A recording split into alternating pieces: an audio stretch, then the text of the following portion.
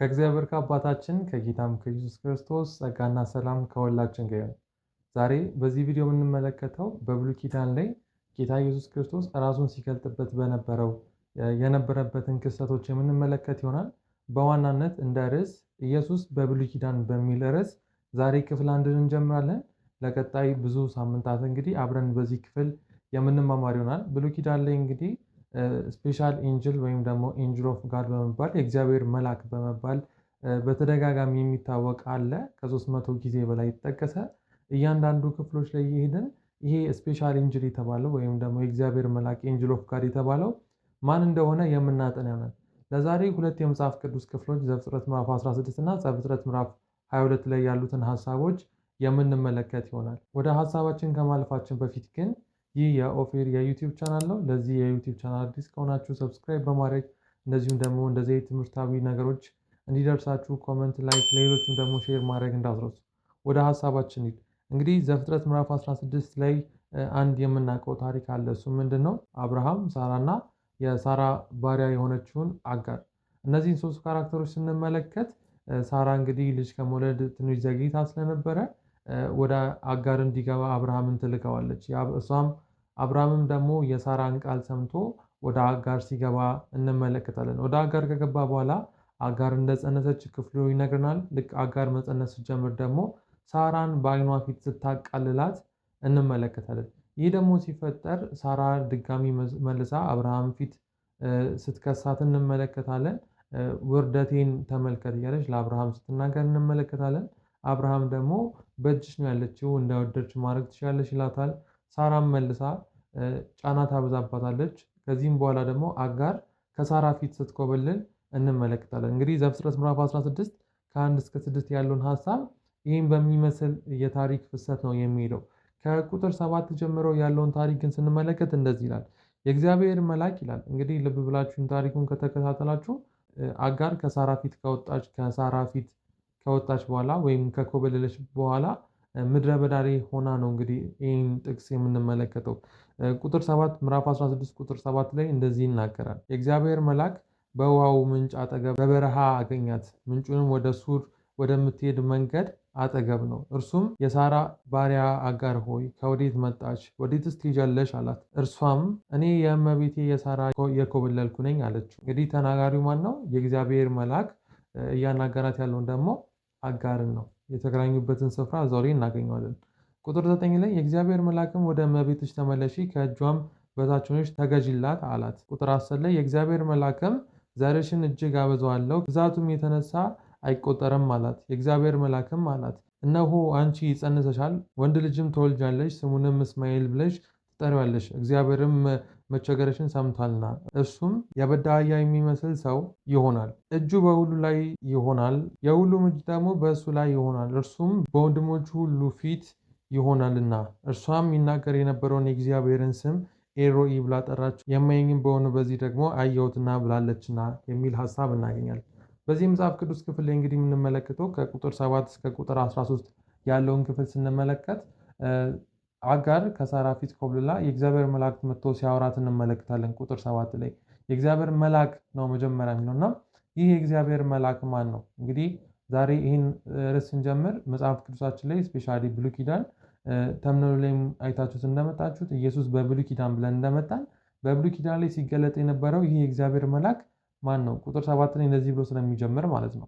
የእግዚአብሔር መልአክም በውሃው ምንጭ አጠገብ በበረሃ አገኛት፣ ምንጩም ወደ ሱር የምትወስድ መንገድ አጠገብ ነው ስለሚል አጋርን ሲያናግራት የነበረው ይህ የእግዚአብሔር መልአክ ማን ነው? ኖርማል መልአክ ነው ማለት አሁን የምናውቀው ኖርማል መልአክ ነው ወይስ ከነዚህ መላእክቶች ለየት ያለ መላእክት ነው? ለየት ያለ መላእክት ከሆነስ ያ መላእክት ማን ነው የሚለውን በዚህ ቪዲዮ መግቢያውን የምናነሳ ይሆናል።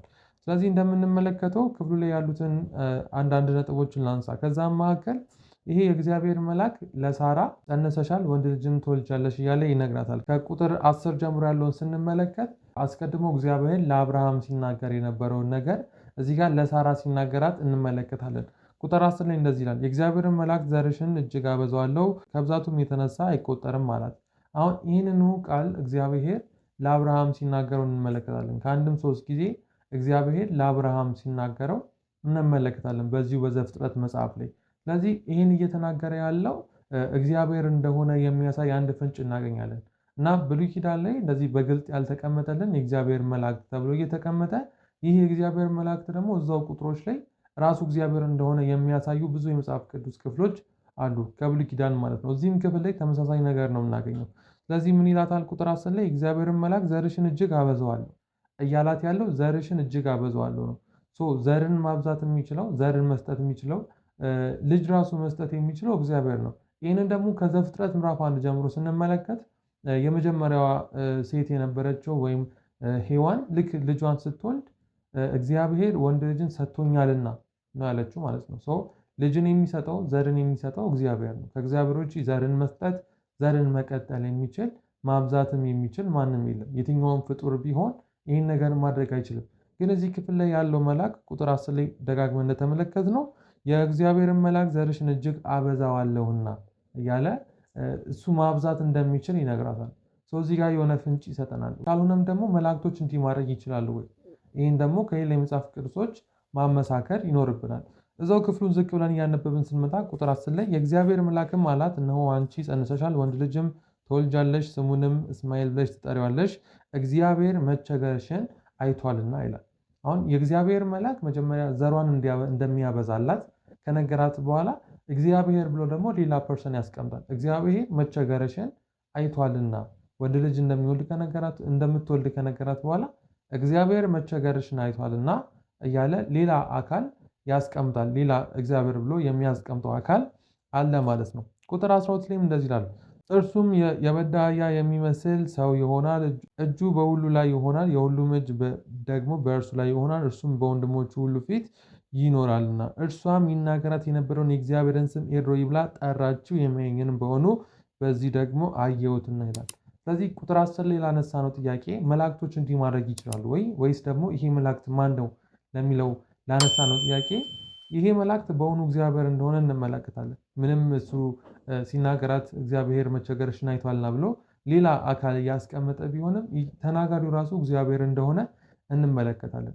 ይሄ ምን ያሳየናል ስንል በብሉይ ኪዳን ራሱ ሥላሴ የሚለውን ትምህርት የምናገኝ ይሆናል።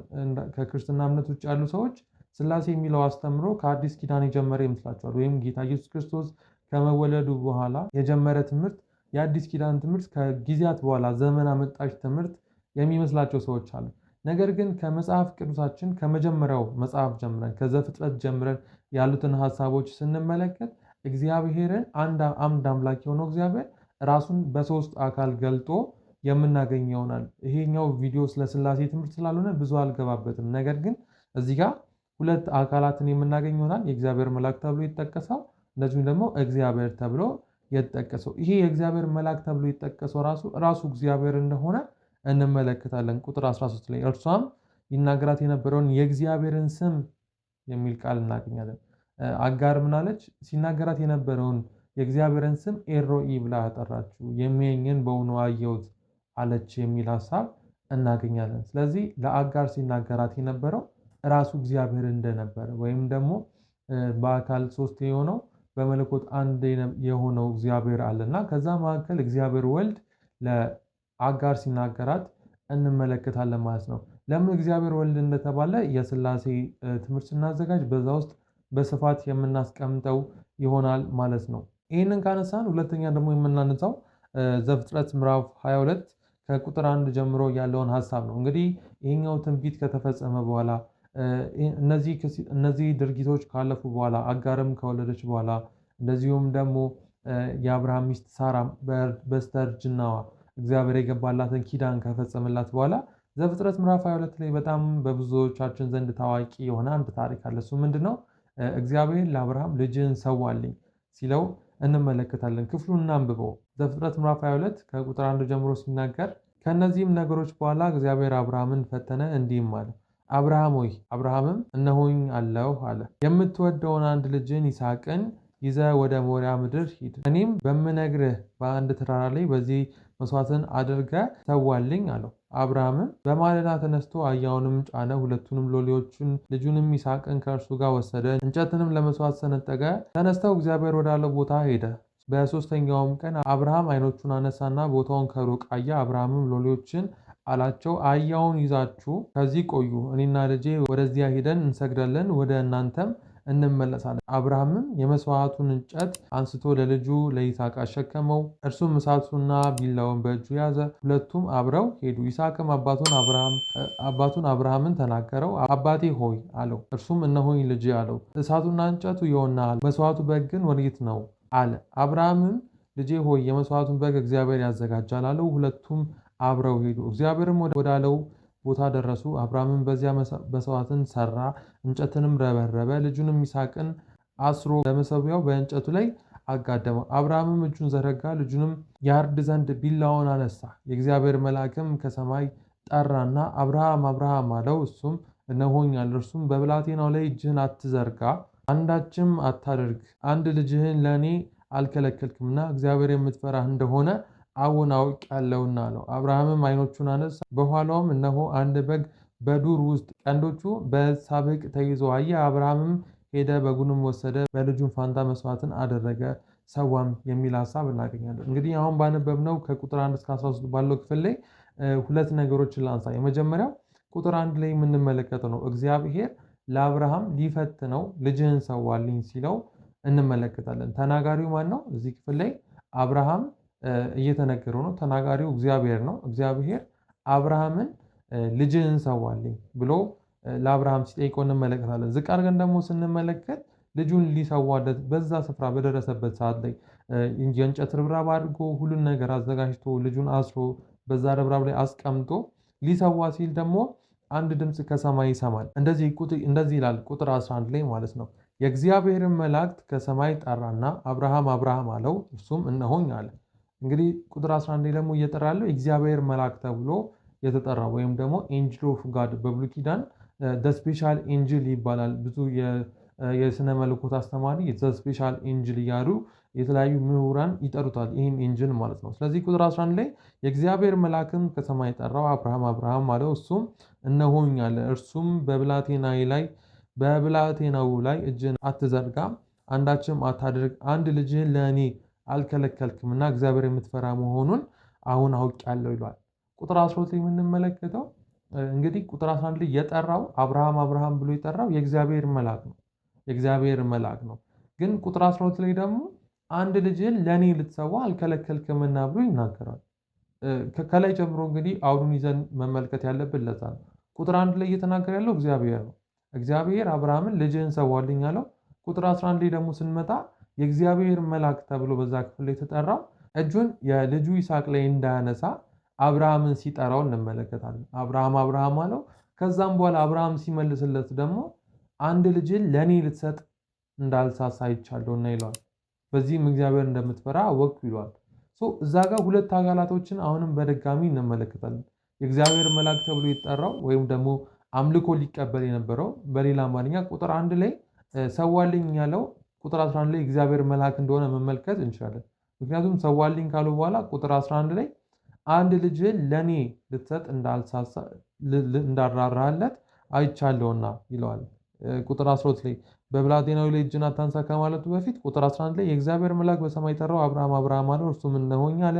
እርሱም በብላቴናው ላይ እጅህን አትዘርጋ፣ አንዳችም አታድርግ፣ አንድ ልጅህን ለእኔ አልከለከልክምና እግዚአብሔር የምትፈራ እንደሆንክ አሁን አወቅሁ። አያችሁ፣ ይሄ የእግዚአብሔር መልአክ የተባለው መስዋዕትን የሚቀበል ነበር። መስዋዕትን ይቀበላል። ለአብርሃም ልጁን እንዲሰዋ ያዘዘው ይሄ የእግዚአብሔር መልአክ የተባለው እንደነበረ መመልከት እንችላለን። ይህ የእግዚአብሔር መልአክ ግን ኖርማል መልአክ አይደለም፣ ወይም መደበኛ መላእክት አይደለም። መደበኛ መላእክት ሳይሆን ራሱ ያህዌ ነበር። ይሄ የእግዚአብሔር መልአክ የተባለው ራሱ እግዚአብሔር ነበር። አምልኮን መቀበል የሚችል ነገሮችን ማድረግ፣ መፍጠር፣ ማጥፋት የሚችል ራሱ ያህዌ ኦር እግዚአብሔር ነበረ። ይህንንም ከራሱ ከክፍሉ አውድ እንመለከታለን። አብርሃምም ዓይኖቹን አነሳ። ቁጥር 13 ላይ አብርሃምም ዓይኖቹን አነሳ፣ በኋላውም እነሆ አንድ በግ በዱር ወደ ቀንዶቹ በዕፀ ሳቤቅ ተይዞ አየ። አብርሃምም በጉንም ወሰደ፣ በልጁም ፈንታ መስዋዕትን አቀረበ። አብርሃምም ያንን ቦታ ያህዌ ይርኤ ብሎ ጠራው። እስከዛሬም ድረስ በእግዚአብሔር ተራራ ይታያል ይባላል። የእግዚአብሔር መልአክም አብርሃምን በሰማይ ሁለተኛ ጊዜ ጠራው። አያችሁ፣ አሁን ቁጥር 11 ላይ መጀመሪያ የጠራው የእግዚአብሔር መልአክ ነው። ቁጥር 15 ላይ አሁን የእግዚአብሔር መልአክ ብሎ ይጠራዋል። እንግዲህ እያቀያየራቸው ይጠራቸዋል።